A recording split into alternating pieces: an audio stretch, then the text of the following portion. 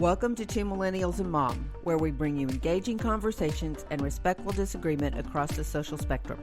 Injected with the quirks of everyday life. Grow up as we navigate the complexities of this modern world with all the humor and warmth we can muster. And the occasional gentle ribbing. We're glad you're here. Happy listening. Hello, hello, hello. Howdy. Hiya. Welcome to another Two Millennials and Mom. Other millennial, Mom, how are y'all? I'm well. I'm good. How are you? Sleepy. Yeah. Me too. But I'm kind of excited about this. Talking about our little home state of Texas. Oh, if little is a great adjective there. But yeah, so this week we're talking about Texas and some of the changes that Texas has seen over time. Callie found a Times article from 2013, I believe, talking and making some predictions about some things that are going on in the Lone Star State. So we'll just kind of kick this off. Where were you? What were you doing 15 years ago? So you were just getting out of school. I was still in school in 2010. I didn't graduate until 2011. So right now, 15 years ago would have been right at the end of my junior year in high school. I've been out of college. I feel like I was doing the same thing I'm doing now. I mean, it just wasn't chasing after you. I was working, different company, but we were living here, had been here for a couple of years and working. And Yeah. I was working. I was out of college in Waco. I was living in Waco and I'd bought my house there. Yeah. So maybe this is a better kind of a question. Since then, what are the changes that you have perceived around us here at home? I think we've become a more conservative state. And we have a number of neighbors who have moved from very liberal states to Texas. And they moved to Texas because, eventually the cost of living is better. There's no state income tax. And even though wages may be a little bit lower, when you really put it down on paper, it's usually a better bet money-wise. But they've moved because their area, Washington and Oregon, have become so liberal that they just, were uncomfortable. And so they've moved to Texas because of its conservative status.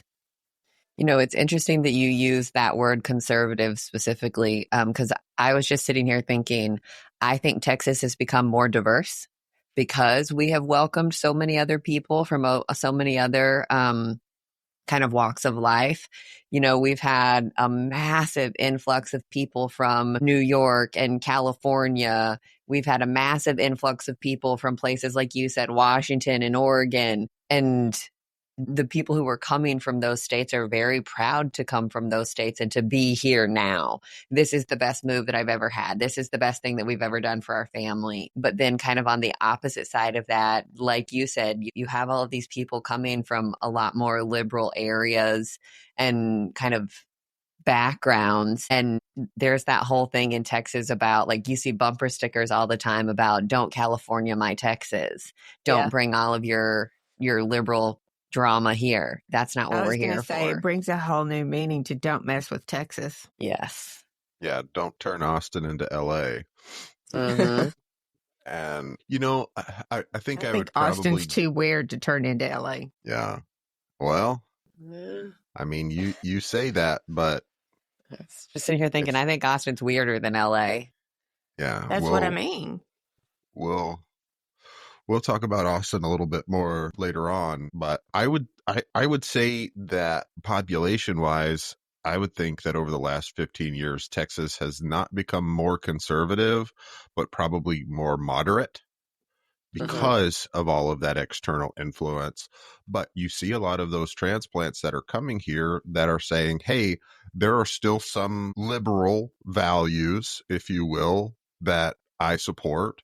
However, I'm not in support of some of these policies that are being enacted because they don't make very much sense to me. So they still support certain pieces of policy, but then they have moved to become more conservative on other pieces of policy, which to me personally, I think that in the long run, that's probably a good thing. Like Callie talked about, that increase in diversity of ideas is the best way to make your ideas stronger. I'm sitting here thinking we live on a cul-de-sac, and I think there's almost 10 houses on our side of the cul-de-sac, and I'm the only native Texan. Really?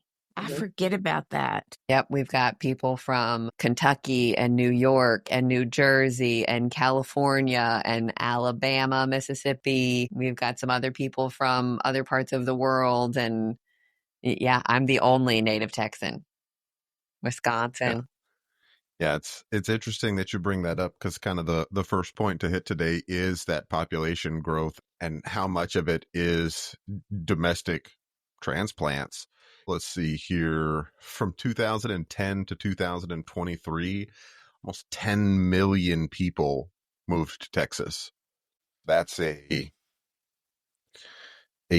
massive increase in population. So let's see. Well, and I think one of the things that caught our attention with this article from 2013, which was really talking about that migration and why people were migrating to Texas. The article it wasn't the great state of, but it was talking about Texas being, I think it was the United States of Texas. The United States of Texas. There you go.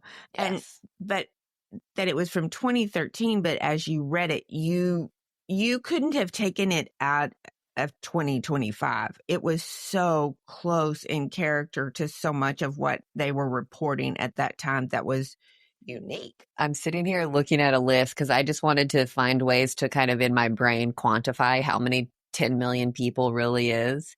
So 10 million people is the equivalent of the entire population of Honduras or the UAE, the entire population of Sweden, Portugal, Papua New Guinea, Greece, Hungary. All of those places have a population of about 10 million people. I mean, those are entire countries. More than the entire population of New York. Yes, of New York City. Wow. I think we're so big and spread out that we don't think about that. You know? Yes. But it's a lot of people. It's a lot of people. And I think a lot of people, especially if you're not from here, have a really hard time conceptualizing how big Texas really is.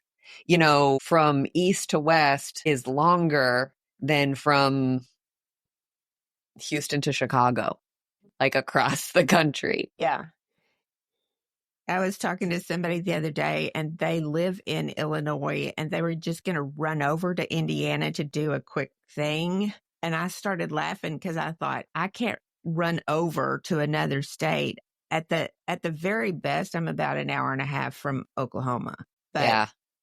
I mean, if you want me to go somewhere else, I'm hours away to get there. You could spend all day trying to cross the state of Texas. I think it's 13 hours from east to west. I think it's longer than that. No, I don't know. This says it's 791 miles across. So that big. But that's another thing.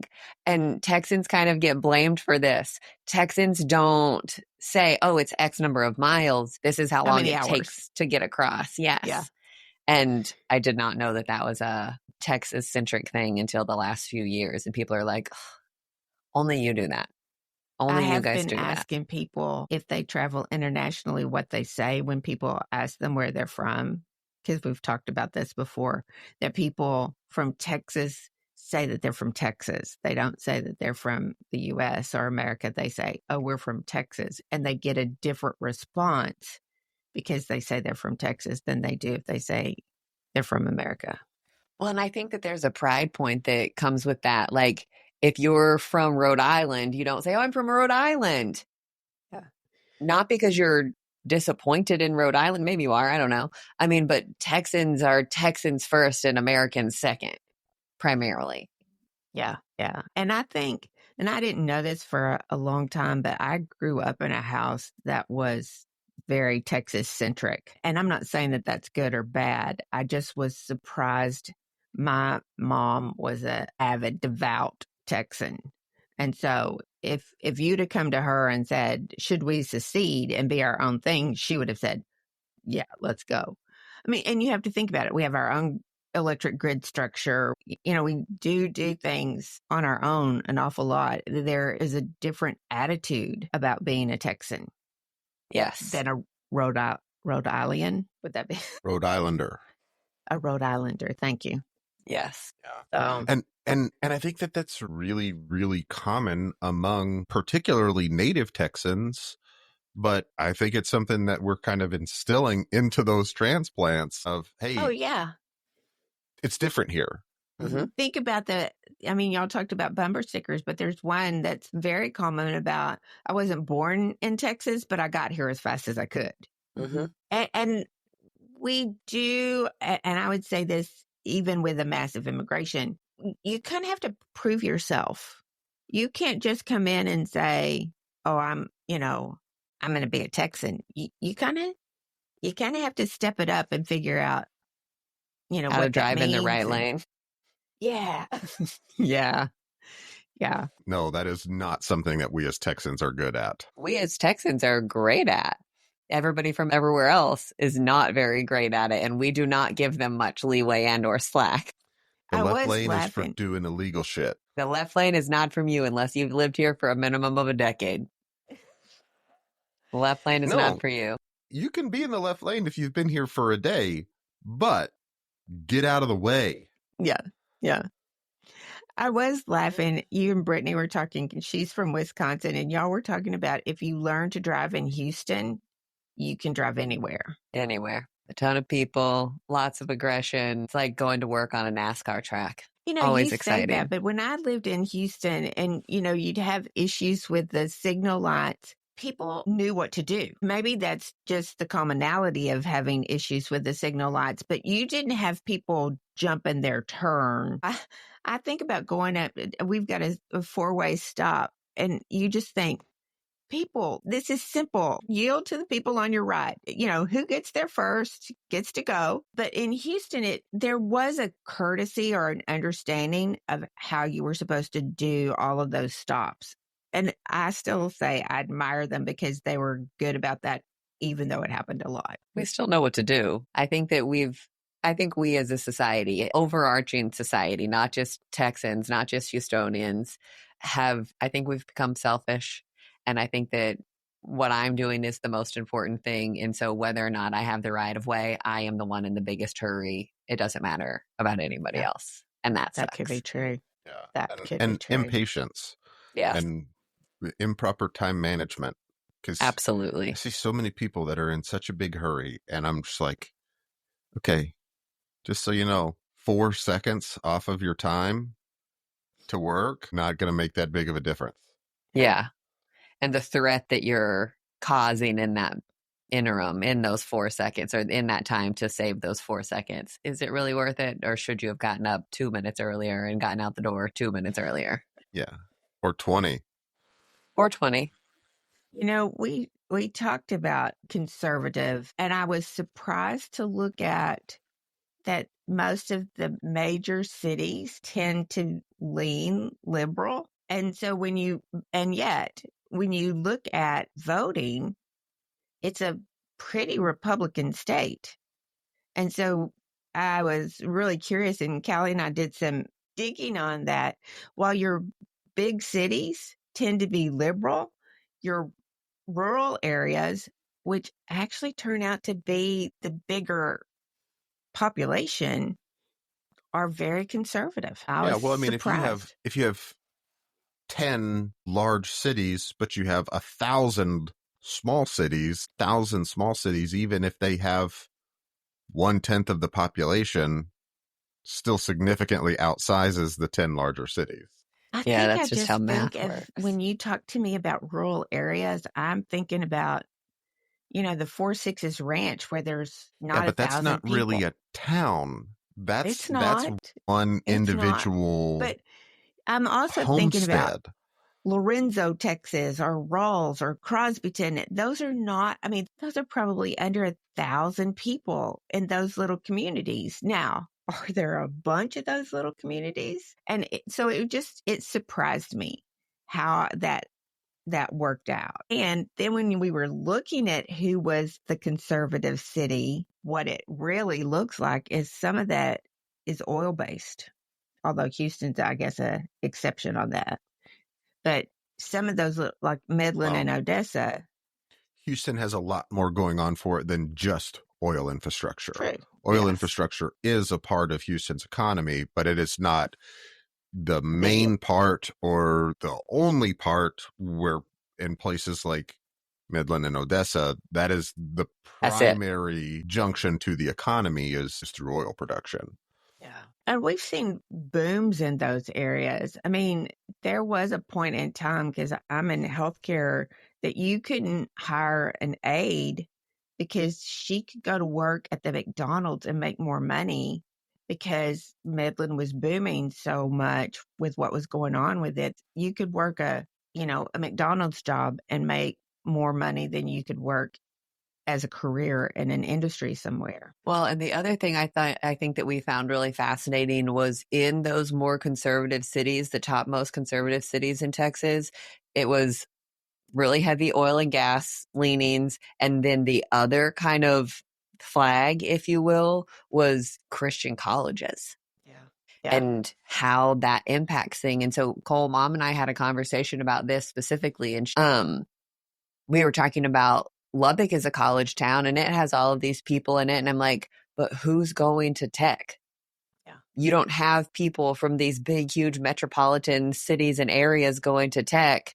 You have people, there are, but primarily you have people from smaller rural towns funneling into Lubbock versus coming in mass cattle call like you do to someplace like Austin. Yeah, for sure. Austin, which is kind of particularly over the last 5 years or so since the COVID era, has seen a massive influx of transplants. Corporations are moving here. Individuals, influencers are moving here for a multitude of reasons, because the way that they treated the pandemic was so much different. The way that those entities and individuals are taxed is so much different.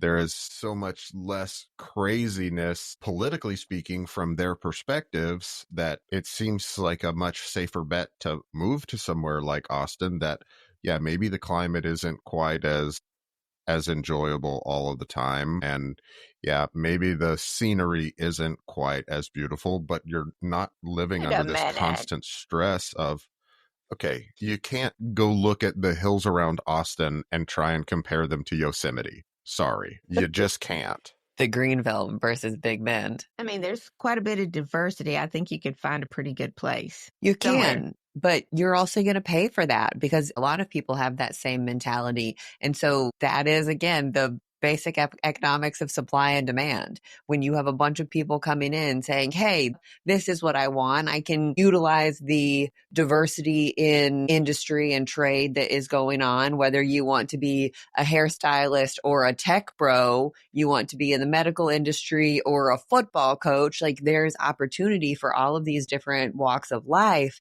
And Austin has a lot of variety in that. I have always said, you talked about where I was 15 years ago. I was living in Waco, but I was spending a lot of time in Austin with a bunch of friends who lived there full time.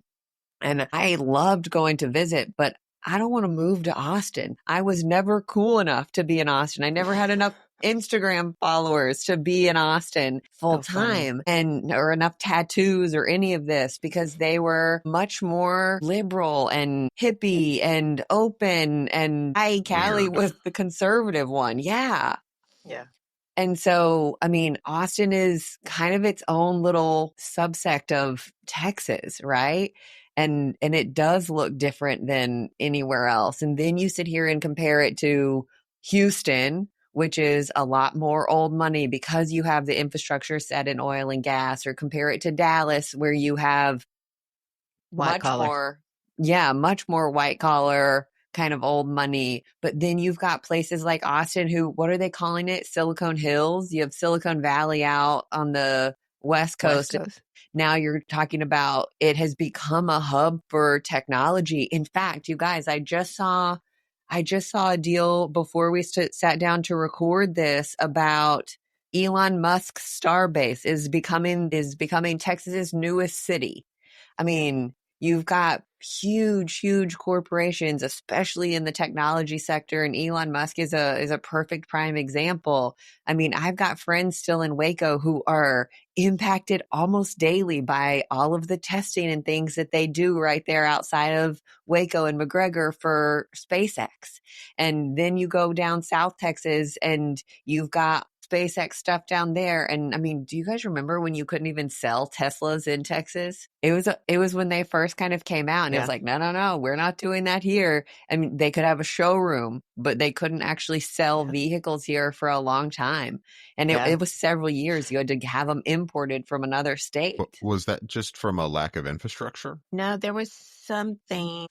I think it had to do with oil and gas. Yeah. I see that too. And now he's got a plant here outside of Austin. Or between Austin and Waco. Or is the Gigafactory in Nevada? It was Cole. The reason that they couldn't sell here was because of legislation for direct sales to customers, because they weren't going through a car company. A dealer. Yes. They didn't have dealerships here. Yes. Car manufacturers had to sell cars to dealerships, and dealerships then had to license that car to be able to sell it direct to consumers. I'd kind of forgotten about that. That's kind of weird. Yeah. In fact, I just pulled up an article from 2021. Tesla moves to Texas, but still can't sell there. That's only been 4 years ago. Wow. Yeah. But you've got all of these technology-based businesses and technology industry people that have come in and said, hey, due to the, I don't even want to call it lack of regulations, but because the regulations in Texas were so much less stringent than they were in some place like California. I mean, how often have you guys picked up a product, any product? My favorite is gas cans. Hey, these gas cans are not California code compliant, And you get all like weird things and you're like, why is this cheese grater not allowed in California? But it's because they have different legislation and lots more stringent laws that say, hey, this is what we're doing. This is why we're doing it. And you can consider that a good thing or a bad thing, I'm sure, depending on how you look at it. But Texas has less of that. And so then you've got, I mean, Facebook has moved a large portion of their company here. They are just utilizing Texas as a major tech hub for the lack of mandates, the lack of the regulatory scene in Texas is so much more relaxed than a lot of the rest of the country. I mean, there are only a couple states that are like considered to be more business forward than Texas, like Delaware maybe. But because of Texas's traditionally conservative political standing, they kind of have that idea of, okay, let's try and keep government small. Let's try and deregulate what we can, regulate what we have to. And that's really beneficial for corporations. The less rules they have to follow, the wider their profit margins tend to be. And so to me, I'm a little bit surprised that it took as long as it did. But I mean, there are lots of corporations who have been based in Texas for a really long time. And you know, maybe some of that is because other states across the union have increased their level of regulatory stipulation relatively quickly over the last 10 to 15 years. And added a lot of new regulations that, okay, maybe it's starting to make a little bit more sense why those corporations are almost being forced to move to Texas. One, with a little bit of foresight to say, okay, if Texas regulation has moved at this pace and everywhere else has moved at this pace, then it makes a whole lot more sense to go ahead and bite the bullet, move to a less regulated area, a less regulated state that is going to stay less regulated for longer. Then that certainly makes a lot of sense. And at the same time, I've had an associate who may have turned down a promotion because it would have meant moving to Texas. I think a lot of that was the politics of Texas because it appears to be so very heavily Republican that she was like, I'm not moving to Texas. Well, within the last few years, it certainly has become more and more conservative, more and more Republican, more and more Christian nationalist, agenda based. I mean, but at the same time, Texas is one of 9 states out of the entire country that doesn't have doesn't have income tax. Income tax. State income tax. State tax. And so that makes a big difference. So if you're a big, huge company who has all of these employees and you're looking at somewhere that has a lower cost of living, maybe their paycheck looks different. We've had to explain to several people, your paycheck looks different here, but at the end of the day, you take home more because you don't have this income tax, because the cost of living is lower. I mean, Texas, is it still affordable? I don't think that it is the way that it was 15 years but it's ago. more so than other places. Yeah. If you Sure. want to go to California, the same house in California is going to cost you nearly twice as much as one here. And so if not more, have the housing prices in Texas gone up? Definitely in the last couple of years, but they're still lower than California. Yeah, right. Everything has gone up in price in the last couple of years, particularly housing prices. And that's probably a topic for another day. I mean, there's a point here where housing prices in Austin, the median home price has more than doubled from 2010 to 2022. But at the same Which is time, shocking. right. But it's Supply because and the demand. demand there is so high. But there are also a lot of people who are speculating that Austin's housing bubble is on the verge of a burst. And when that happens, those housing prices likely will come down significantly. But also, like at some point, you have to sit here and say, hey, Austin to a point is fairly landlocked. And they can only grow so far because you do have, and the surrounding suburbs of Austin, if you will, Georgetown, Pflugerville, Austin, Kyle, Buda, New Braunfels, even that far south, all of those places have seen huge expansions in their population and have had to build the infrastructure to support this big, huge population increase. And everybody in those areas has benefited from that. But it comes at a cost. Yeah, it does. So You know, you want to talk about food culture? I mean, you're going to eat good in Texas. Yeah, that's certainly true. And that point always makes me think particularly of Houston. Houston being a port city is just probably, I would imagine, statistically speaking, more likely to be more diverse.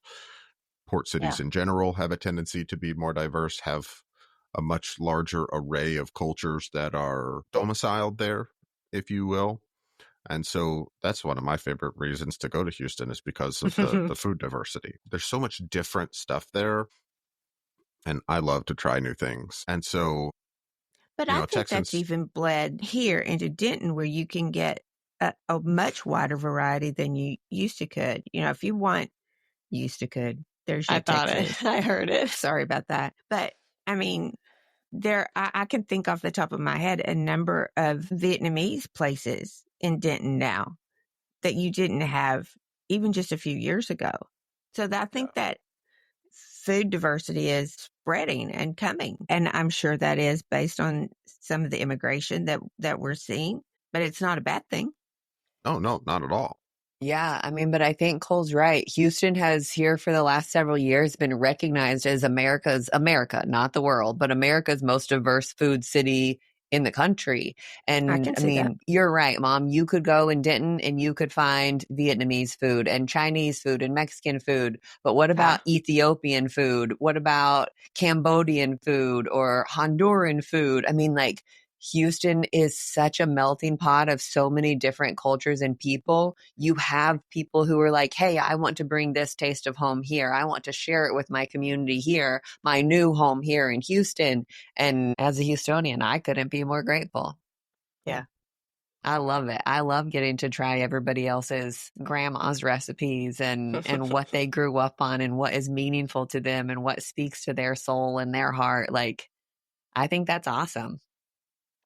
And this is pure speculation, but you've got other port cities that are older than Houston. I'm thinking of New York. And New York, you would have to consider to be very diverse. But I also am wondering if the immigration in New York is, traditionally speaking, been there for longer. So a lot of those communities that move to and stay in New York are already developed communities that are kind of established. And so there's not a whole lot, you have an area for almost each different kind of culture, like a borough, Chinatown if you will. yeah. Right.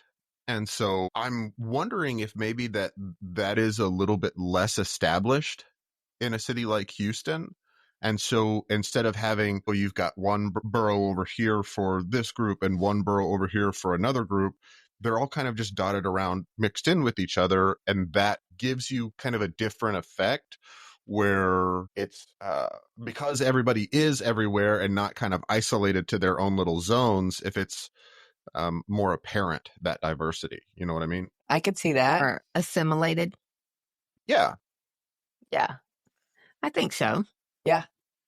I mean, and there are statistics. I'm trying to remember what it is. How based on how many different restaurants there are in Houston. I heard a statistic ages ago that I always tell visitors, like, okay, you could eat at a different place for breakfast, lunch, and dinner at a different place for, I think it's something like more than 20 years before you had to repeat a place. And even then, by the time you came around to 20 years and having to restart your list, so many new places have changed and turned over or started that you would never finish. I will say, I personally don't believe that Houston does a great job at Italian food.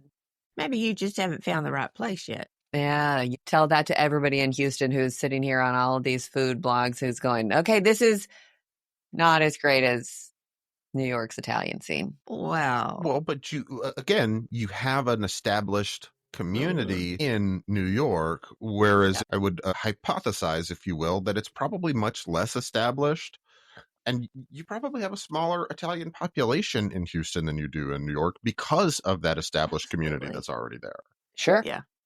We definitely do. But it's so strange to me. How can we have such a thriving Ethiopian community and food scene and we don't have great Italian food? And we've got great friends who are natural born Italians and they're like, yeah, this just doesn't cut it. Like, it's a good try, but this isn't the same. This isn't real Italian. This is, we talk about Americanized Chinese food and things like this. You've Americanized, bastardized Italian food here. You're just not hitting the nail on the head. Sorry, guys. Well, isn't that what Tex-Mex is? It's not really Mexican food. It's its own variety. I mean, yeah. Isn't that the same thing? That doesn't make it Mexican food. That's why it gets a new name. Yeah. Yeah. That's true. Other things that you think Texas is unique about, considering that immigration and the diversity that's coming in? I think it's been, especially from a Houston standpoint, I think it's been really interesting to watch how Texas as a whole has changed their attitude on alternative energy outside of just fossil fuels. Especially out West Texas, you've got big, huge wind farms and solar farms and things like this. Whereas in general, thanks to oil and gas, and especially the Houston industry that is oil and gas, Texas, I believe, has the 8th largest GDP in the world. Remember, I think California, I think it just recently moved and it's higher than it was. I think they were 5th and now they're 3rd or 4th. But as a state, Texas owes a lot of that to the oil and gas industry. There's a lot of money that comes from oil and gas that is injected into that GDP. And so I think it's been really fascinating to watch how alternative energy has changed, especially when you're talking about places like Austin, who were like, okay, let's do solar. Let's do a big push. Let's make sure that this is a big thing. And then, Mom, you mentioned earlier, Texas is the only state in the entire United States that is on their own electric grid. You have essentially 3 electric grids in the United States: East Side, West Side, and Texas. And the fact that we do that, why do we do that? And I don't think that it's perfect in my own personal opinion, but neither here nor there. It is how it is. And so why is that the case? Why does that make a difference? Should we stay on our own? What does that bring to who? Does that bring benefit to customers? I mean, you're sitting here talking about Winter Storm Uri back in 2021. That was the weekend that we moved into our house. And so we have an empty house with nothing, and our electric can't be turned on because the Texas power companies, ERCOT, has said, we're not taking any phone calls because this is a huge disaster. And I think 289 people died because they didn't have electricity. Wow. And is that a great thing? No. But we don't have nearly the rolling blackouts that California or New York does even now. Puerto Rico. Or Puerto Rico. Bless their hearts. Isn't Texas one of only 7 or 8 states that actually is subsidizing solar? I believe so. I believe so. I mean, whether you're for or against solar energy is not exactly the point here. Obviously, Right. there are pros and cons of any of those systems. But I think I do find it very interesting for a state that is so Heavily invested in non-renewable energy. I mean, because you've got to think about it. Texas isn't just a hub of oil and gas exploration. It's also a hub of oil and gas production and refinement. Houston in particular is a massive refinement hub. And we as citizens of Texas benefit from that pretty significantly. Yes. Gas prices in Texas have never been and probably never will be as high as states like California, Oregon, and Washington. We tend to always be on the low side. Yeah. And part of that is because we're so much closer to that production. Yeah. Getting it here. Yeah, is so much more cost effective. And also, regulatorily speaking, we're much more friendly towards the use of those energy resources. Also, I still don't think that's perfect, but do you anticipate that'll change with our current administration pulling away from a lot of those clean energy things and Texas being a red state, that it'll change? Are we going to step away from that, or are we diverse enough and independent enough to maintain those? Here's the thing. We have to remain diverse enough with these energy resources because we don't have enough oil and gas to do the things that we want to do. So we have to keep exploring alternative energy sources just because we can't make it fast enough. Which is kind of why I'm giggling, Mom. Go into what? What are you going to go to? We're sitting here talking about electric cars being better for the environment. When you get down to the nuts and bolts of it, electric cars are not more environmentally friendly. We do not have the infrastructure to supply. And I'm not talking we, Texas. We, the world, do not currently have the infrastructure to supply electricity to all of these cars to get people in the same situation that they're in today of this is how much I commute, this is how much I drive per day, per week, per year, whatever that is. Where are you going to go? I mean, the wind is fantastic. Okay, cool. We don't have control over that. The sun, let's use solar power. How are you going to bank it? I mean, where are you going to put it all? You can only store it for so long. And those storage systems are incredly still in their infancy. Yes, that's a great way to put it. Right now, there's so much up in the air and so much learning to be done about how to do that safely, that in a lot of ways, those storage systems can be very dangerous. I have a MacBook sitting here that we replaced one of the batteries on this week because they were literally smoking and getting ready to explode. I mean, it's smaller than my phone. We had to figure out how to dispose of that battery. It's just a little foil lithium battery pack kind of thing. And what happens when you take that into a car? Yeah. Those batteries aren't this big, Those batteries are much larger. And I mean, it just is talking about it being in its infancy is the perfect thing to say, because there's so much room for growth and there's so much opportunity for growth, but we have to figure that out. We're not there yet. And so as a tree hugger, I would love to see us go away from fracking and fossil fuels and our heavy reliance on them. But we have to go to something else, and that isn't developed yet. Well, and I go back to that part from Landman that you guys sent me here a while back with Billy Bob Thornton talking about the windmills and how much the cost of those relies on fossil fuel. Yeah, the concrete mix to set the base and the steel used and all the trucks to get it all out there. You're not saving money yet. Yeah, it will never produce as much energy as was used to build it. Never. Yes. Well, and you know, I was talking to Trey the other day about solar at his house. When we were over there for Easter, his neighbors have solar set up on one of their like not an outhouse, but an outbuilding. And that's the thing, like the state subsidized a lot of that for that outbuilding because it had solar.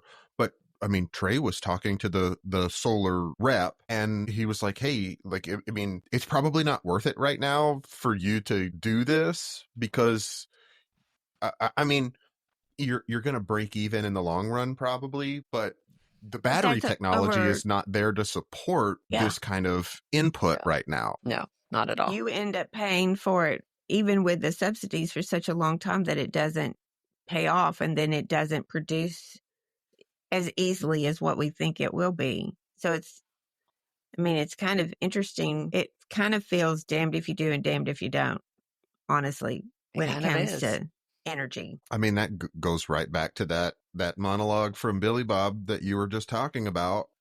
We're going to run out of it before we find a replacement. We've got an entire economy that is built on it. I mean, everything, the clothes that I'm wearing, the microphone that I'm talking into, the computers that we're using right now, none of that is feasible. The lotion that we put on our hands, the lipstick on your face, your glasses, your cell phone, everything, every car tire, every piece of clothing, your toothbrush, all of it.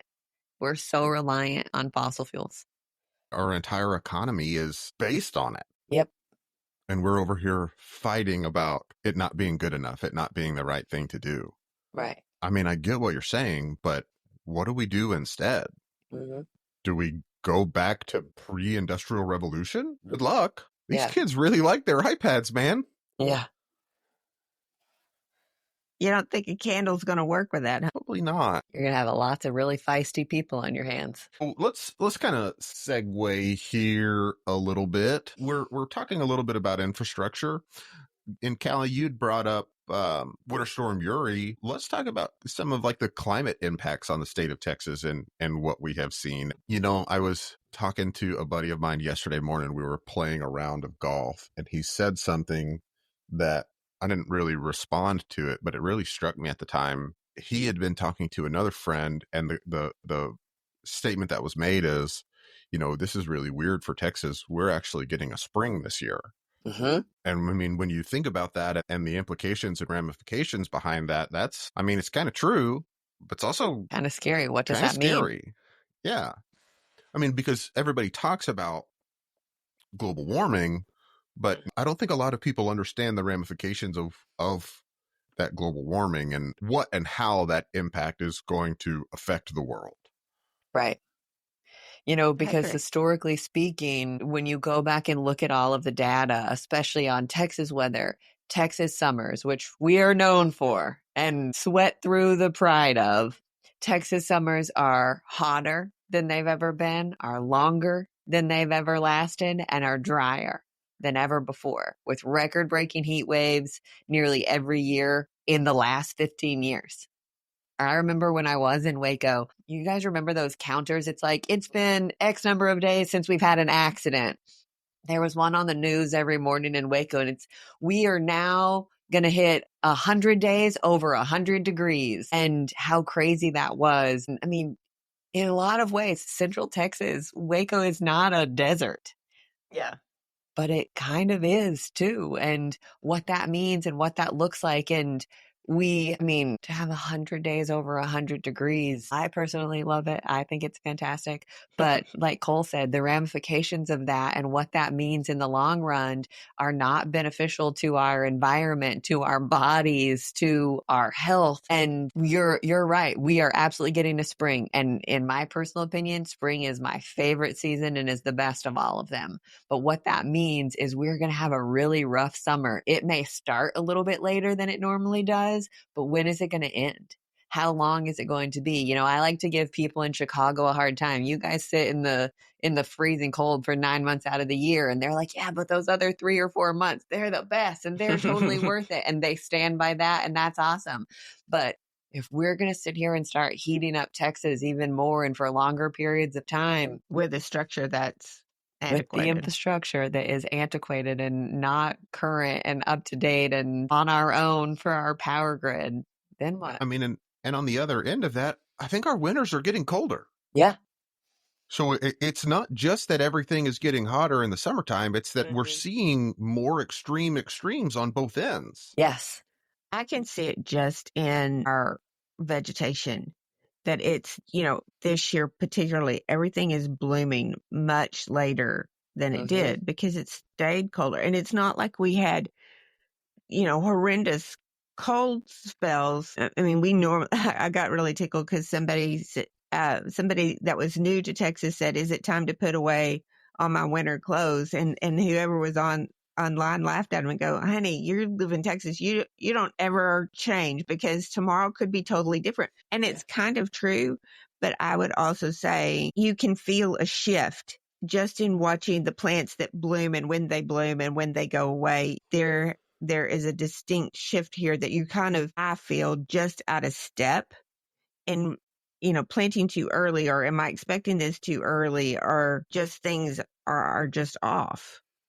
Don't get me wrong. I would love a long spring growing season. I mean, that just means my hydrangeas are going to look great. But at the same time, there are some repercussions to that. Yeah, absolutely. And that long spring can kind of be a little bit of a false sense of security. I feel like, a long spring season for all of your vegetation means you have to water it and keep it all moist and not crispy. And where does that water come from? Where are those resources coming from? How are they being utilized? And then when we do get into dry season, we've got the droughts that are coming through and then the wildfires. Dad was reading an article yesterday of the 10 dirtiest lakes in Texas. You want to guess which one was on the list that we live close to? I'm almost certain I can tell you. It was Louisville. And so when we looked at that one's notorious for being a relatively dirty lake. When we looked at it, though, Cole, it was really kind of frightening because the impact of that is that particular type of algae grows and that reduces the habitat for everything else. And so you end up with a lake that can't support its normal habitats because of the dirt in the lake. I have to say I was shocked. I think of Louisville as not being a safe lake. I don't think of Louisville as being a dirty lake. But it's one of the top 10 in the state. And just there are things that can be done to try and remedy that. And there are some conservationists that have done some really incredible things with a lot of the lakes that have really just kind of been destroyed in the state of Texas. But with a lake the size of Lake Louisville, and with one that sees as much use as Lake Louisville, it would be really difficult to do. Yeah. It would be something that all of the communities surrounding that lake would have to consciously make an effort to try and rectify. And I don't know if people are willing to give up their water skiing long enough to make that happen. Yeah. Well, and you guys talked about natural disasters. Cole, when we moved into this house, we were having 100-year flood. That was one of the reasons why we found this house, is because some of the roads were closed. But we've had more 100-year floods in the last 15 years. So it's not really 100-year flood if you're having it more often than it's more like an years. Annual flood. Mm-hmm. Yeah. Becomes normal. You've got that. You've got Harvey. Callie, you've ridden out several significant hurricanes in Houston, and they just seem to be more prolific, they're costing more.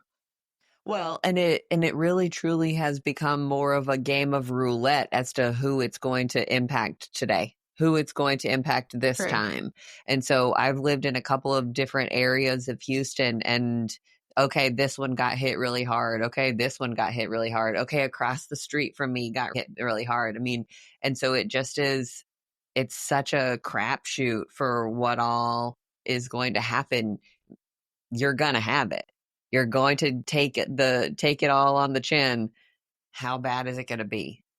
Yeah. How long is it going to last? And how are you going to get out of it? You know, I had a friend of mine here during Harvey specifically that their house flooded. They have a beautiful 2-story home that backs up to one of the smaller bayous, and their house flooded, I mean, chest deep in water running through their house. And she had 2 little kids. And I remember her saying that her whole mentality changed when she's having to empty her house by the boatload.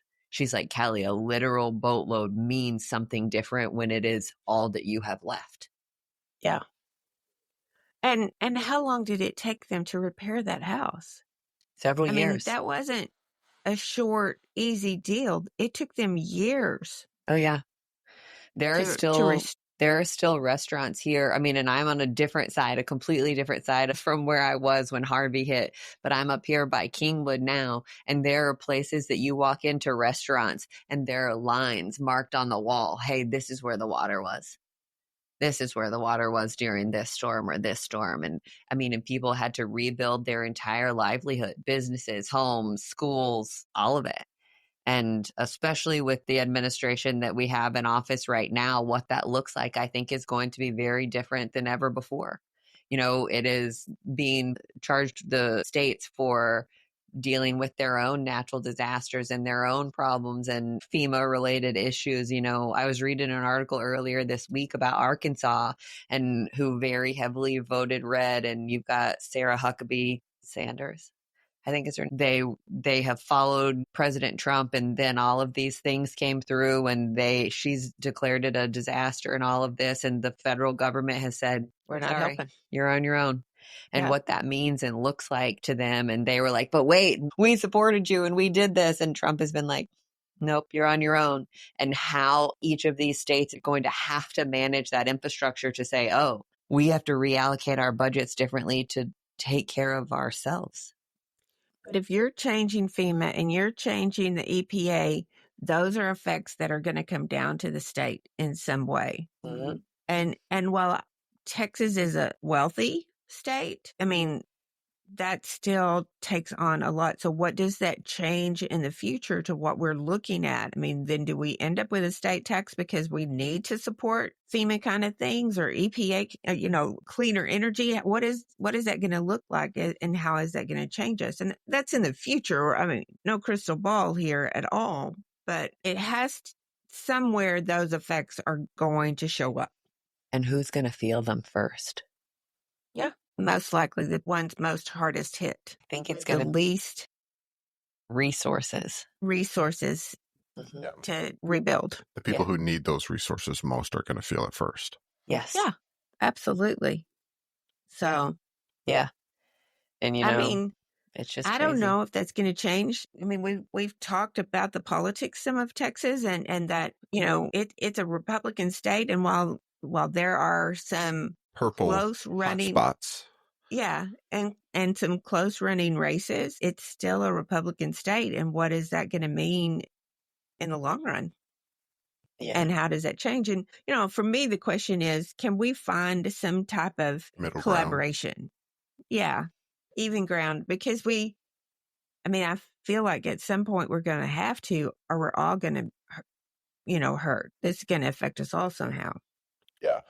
And this, you guys might find this a little bit surprising, but I think Texas is a little bit unique in this. I just want to go back and touch on politics because we didn't really dive super deep into that. And we sometimes try to avoid that, Yeah, I do not follow the politics of Texas super closely most of the time because it annoys me. It frustrates me at how just silly they behave sometimes and the stupid things that they do. The people in Texas, I talked about this a little bit earlier, I see generally starting to become more and more moderate.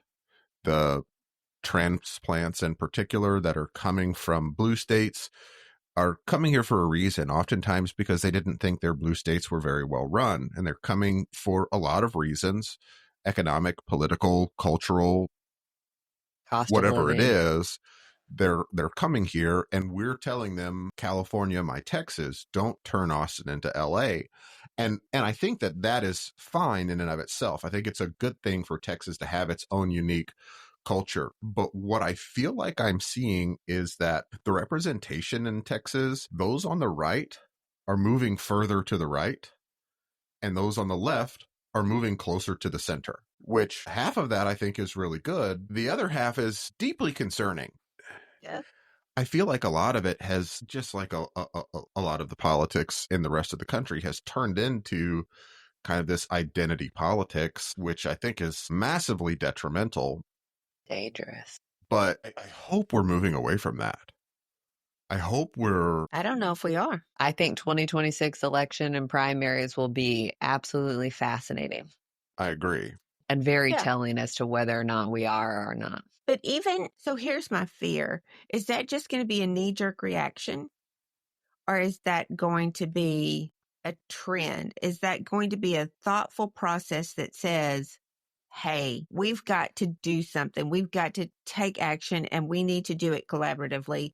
Or is it just going to be a knee-jerk reaction of, I don't like who's doing what they're doing now, so I'm going to go the opposite direction? I think that will One's be harder to say. dependent on who runs and what that looks like and what those people decide to stand for.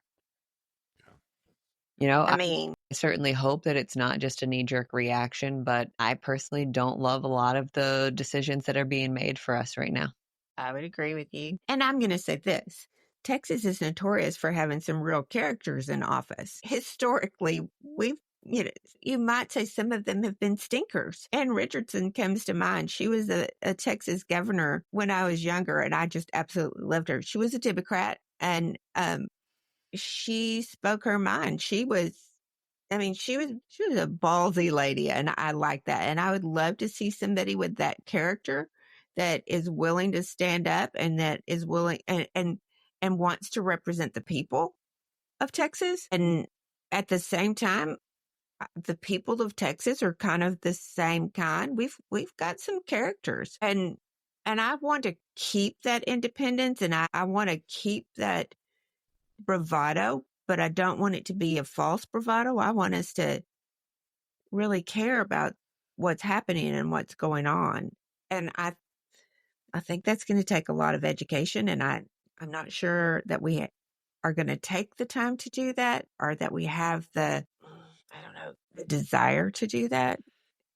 Are we I think a lot too of people lazy? do have that desire. My biggest concern, and Mom, this goes right back to what you just said. You hope that the politics represent the people. And what we're seeing right now is that the politics, even here in Texas, are doing a little bit less of representing the people from my perspective, and a little bit more of representing special interests. And okay, I just have to say, Cole, I feel like you've moved to my side a little bit. what do you mean? You sound like me when you're saying this, and you don't normally sound like me. Well, let him rethink what he's thinking now. I'm going to go ahead and no comment. No, I like it. No comment. Okay.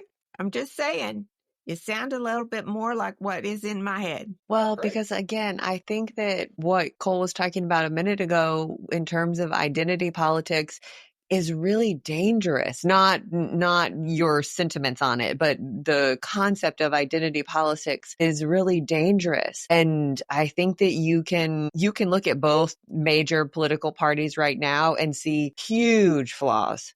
Huge flaws. If we And no have desire to change them. Yeah, I was going to say, if we have any hope for better futures, we have to change some things. Both sides have to change some things. And you can sit here and look at the politics of everything and go, hey, in my personal opinion, both sides have a lot of work to do. If you're really going to do this with any sense of moral integrity and what that means for what this party is supposed to stand for and who this party is supposed to stand for. And that's, again, not at any means to say one party is doing everything right and the other one's doing everything wrong. I don't believe that in any capacity. No, I don't either. I think that if what we're seeing right now, what we're seeing today isn't a motivator, a catalyst to get people excited and get people educating themselves, then we're really screwed. What is it going to take? What is it going to take for the percentage, the 3%, the 4% of the population to stand up and say, guys, this is wrong. This is what this country ran away from. I really want to see, you've mentioned morals and integrity, and I think that's where it's going to have to go. And I talked to a person last night, and she thinks that it's going to swing back. She thinks this is just a pendulum. I'm not sure of that. But I'm with you, Callie. I would like to see, and I think there is a group of people there that can stand up and say, I want morality. I want integrity. I want honesty when you're speaking to me. I do not want to be lied to, and that we can make a difference. But here's the thing, I guess I'm going to say too. I don't think that's going to come with a Republican label. I don't think that's going to come with a Christian label. I think that's going to come with an individual standing up for what they believe is correct and doing that. And that we do that together, not divided, and not saying, oh, I can only be X and I don't like you because you're this. We have to, and this is probably the whole essence of this thing. This is who Texans are, that they have an independence, that they have their own moral code. And I think that we could do this as Texas to step up and say, we really want to see, people be who they say they are. I think Integrity, it's really prosper. interesting that you say that, because I would love to see and would love for Texas to be the first to have a big push towards independent politicians.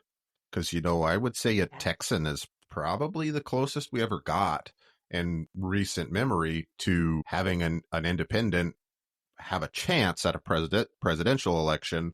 But I would love to start to see more independent or third-party representation, particularly in the state of Texas, because they changed the rules of presidential elections after Ross Perot. Yeah, that's true. Because he had such an impact. And I think a lot of that comes from the culture of Texas itself saying, hey, and I am concerned that Texas has moved away from that a little bit in recent years. But I hope that we can bring that back to say, it doesn't matter if you're red or blue. We want what is best for Texas and Texans, not what is best for your party or your party. You talked about a pendulum a minute ago, Mom, and I hate that part. You're not wrong, but I hate that part. You guys remember that ride at an amusement park? It's normally like a boat, a ship, and it just swings back and forth, back and forth. Like Cole is saying, I want to get off the ride. I want to get off of those two extremes of people just fighting for power and actually putting legwork and thought and compassion into the rest of everyone else beyond this group, beyond this label, but for Texans as a whole. Because I think that if we can, Cole, I think you're totally and completely right. If we can sit here and kind of lean into that Texan mentality of being uniquely independent and kind and good-hearted and led by our morals and our standards, I think that if Texas can do that. Don't forget friendly. Right. I was just going to say, like, you can never have a conversation with other people about Texans and the term friendly isn't brought up, because it's important to us, because we look you in the eye, because we talk to you, and it doesn't matter where you're from. It doesn't matter what you stand for. Like, we're going to talk to you and give you an opportunity more so than anywhere else, maybe in the world. And I hope that kind of mentality can shine through into politics, into an identity of its own that says, look, we're in this for the goodness of human beings, not for my bank account or my political party or my color or my side of the pendulum. We're in this for the good of people and humanity. And And I think that starts with kindness. Is this the 21st century call to remember the Alamo, that independence, that this was wrong, we're going to fight for this, we're going to honor who came before us? I hope so. Wouldn't that be amazing? I think we need to come up with a slogan, you guys, that we can push on this and say, let's go. Yeah, I think that's a great idea. I hope that we have welcomed, and we probably have not been completely open armed with as much immigration as we have seen. I know for a fact that, Cole, what was it you said? Don't California my Texan. So I get that and I agree, but I think we probably need to assimilate some of the good things that have come from there too. But keep our friendliness, keep our independence, and keep that Texas mentality, pride, and go. It means something, and to not lose it. Yeah. And to stand on it as the foundation rather than, like I said, any specific other political party or platform, but that pride. So let me just ask you, because there's definitely a saying, and I think we've even said it earlier in this podcast, don't mess with Texas. I mean, can we keep that slogan and still do what we're talking about? Stand up and... I think that is the ideal of that slogan. Okay. Do you know how that slogan started? The history behind it? It was a trash It was a marketing campaign. Yeah. Back, I want to say in the 80s, if I remember correctly. I think that's right. But it was a bunch of Texas state marketing people who got together and said, hey, if we go out and tell people who have independent brains and are free thinkers and who have their own autonomy of mind, if we go out and tell them, hey, pick up your trash, they're not going to listen. They're not going to do this. And so it truly was kind of set up with a manipulation in mind, that reverse psychology of it. And it turned into one of the most successful marketing campaigns in history, much less for a state, and B, this true motto for the Texas way of life. Yeah. This is important to all of us. Don't screw it up. And it was a marketing campaign. To that. Yeah. Yes, I agree. We do. Do y'all have other Texas stuff that you want to run through? No, I think I'm all square on Texas. So let's kind of shift gears a little bit into our weird thought. I saw a thread the other day and I kind of sat there scratching my head going, oh, what could these answers be? And it felt like I was working through the problem in my head before I looked at the multiple choice answers, if you will, of all of the comments and responses. But the question was, what has low-key destroyed society without anyone noticing at the time? And my immediate gut reaction was social media. This is going to be a great thing. This is going to connect all of us. And we have become more divided and further apart than ever before. I mean, I think that's the biggest one. I mean, it's just so crazy to me. We thought that this was all going to be so good, and then it wasn't. What else could be on that list?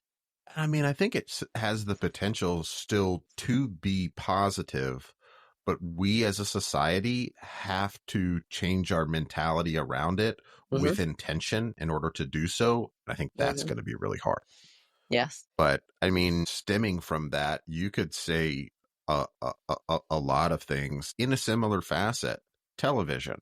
There's so much distraction by people these days to binge watch their shows, and that takes away their time, their resources to do something different, to better themselves, to better their community. And I'm just as guilty as anybody, don't get me wrong.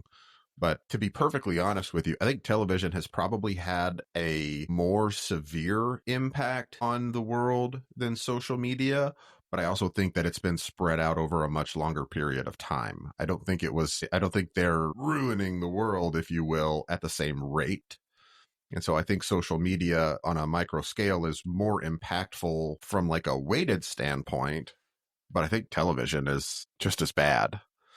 But I also think that there are positive elements of television that can be beneficial. You can use television to educate yourself, but you also have to be careful about what you're consuming. Yeah. Everything is on a scale. And if you go to either extreme, Probably bad. you're at significant risk. So you've got to try to pull yourself back from those extremes. I'm looking at the thread you're talking about, Callie, and this one really got me. Deciding that corporations are legal people. Yeah, that's a big one too. That's a big one. Why is that? Why did we decide to do that? The don't logic know. is not That's there for me. Another Supreme Court decision. I'm going, what? Yep. So, A couple of these other answers that I thought were really fascinating. Abolishing the fairness doctrine in media and coverage, equal time being slotted for both sides and of everything, I think that's a big one. I think it has been really detrimental to our society. Yeah. Algorithms. But you're going to see exactly what you want and how Yeah. detrimental that is. That's a great one. I think That's that a really falls good under one. the social media umbrella because it's kind of a part of it. I like the answer. Could you do influencers in reality TV? Yeah, totally. Yeah. But again, I think I personally can't say that there's a positive benefit of reality TV personally. But I think there are influencers who have come to success because their intention with their influence is to better their communities and better the lives of certain people. I also think that, and I wouldn't say that that is most influencers. I think there are also, so kind of like that spectrum you were talking about, too much on either side could be detrimental. With great power comes great responsibility. And how you wield that power, A, is up to you, and B, is really important. Here's another one that kind of surprises me. Air conditioning. And the premise behind that is that because we have air conditioning, we stay in our houses more and don't get out and connect with neighbors as much. Yeah. We've become Isn't little that bitches. interesting? Yes. It's funny that you bring that up. How many other countries, I'm not talking third world countries, but other countries, is it absolutely necessary and socially unacceptable for hotels to have air conditioning? That would be ludicrous here. If I was trying to check into a hotel in Houston that did not have air conditioning, there is no way in hell I'm checking in there. No way. Not Houston in the summer. I mean, but then you go in somewhere in Italy or Rome and just Greece. And it's gone. It's all gone. This one is really interesting that I just saw here. The fact that Europeans, men, women, and children drank beer instead of water in the foods because it was safer. Meanwhile, in Asia, they drank tea. Comparing the effects of caffeine versus alcohol, it's no wonder their society is friendly and cooperative, and ours is self-centered and addiction-prone. I don't know if I can go all the way there with you on that one. Yeah. But it's certainly interesting food for thought.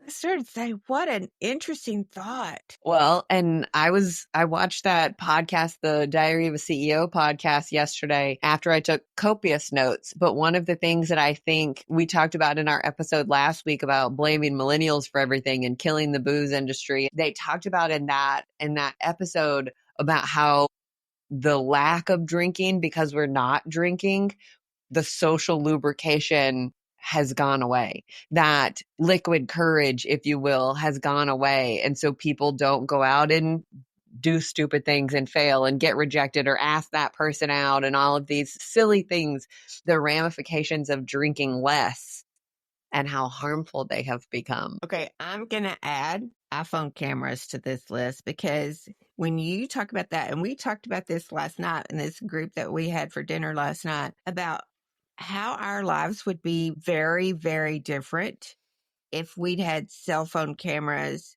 when we were growing up. The stupid things we wouldn't have done, wouldn't have learned, wouldn't have documented to share with the world. Because of the shame that can come from that, or the trouble that can come from that, it's just a different. So cell phone cameras are going to be on my list. I think that's a good one. I think that's another one, though, that's kind of on that sliding scale. Like, okay, yeah, because there is so much surveillance, maybe less people are doing things that they shouldn't be doing because they can be recorded. But also it's impacting, maybe there are things that you should be doing that you aren't doing for fear of shame. Yeah. With great power comes great responsibility. Here's another one. Schools not teaching kids how to critically think. We've switched to standardized testing and stopped that critical thinking. I think that's a big one. I would think agree. our education platform and system in general is one of those that has caused a massive detriment to our population, because we're not teaching people to be people. We're teaching people to be workers. Yeah.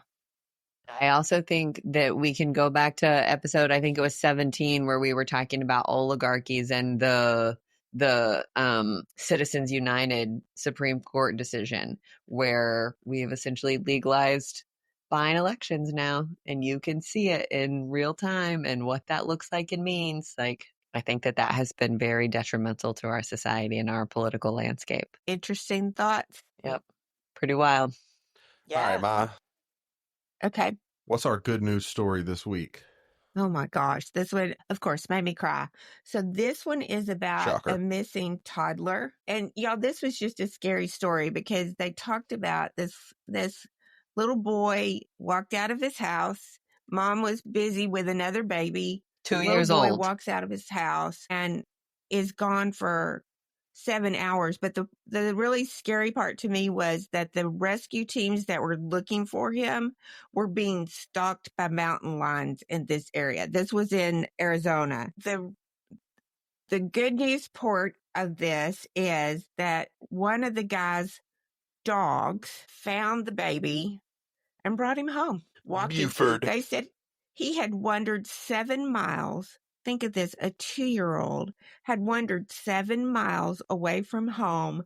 The dog found him, kept him warm, and then brought him home. They were buds like this. And here's where I just lost it. You're They so gave the dog funny. a steak dinner in reward.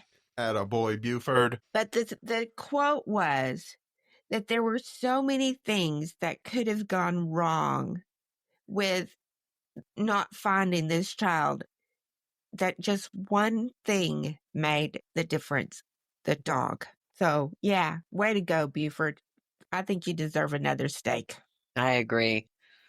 Isn't that great?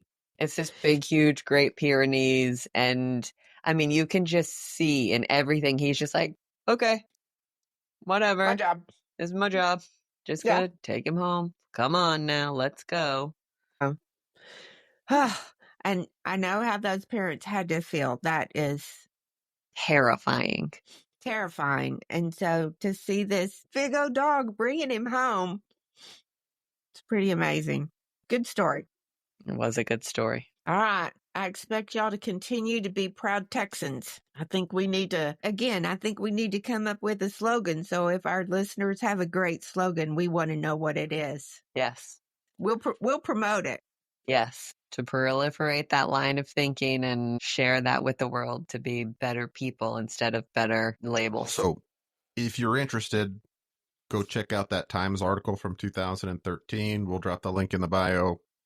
It's a very interesting read for something from 12 years ago. Yes. That is still surprisingly pertinent today. Yeah. It really was. Yep. Love you guys. Love you guys.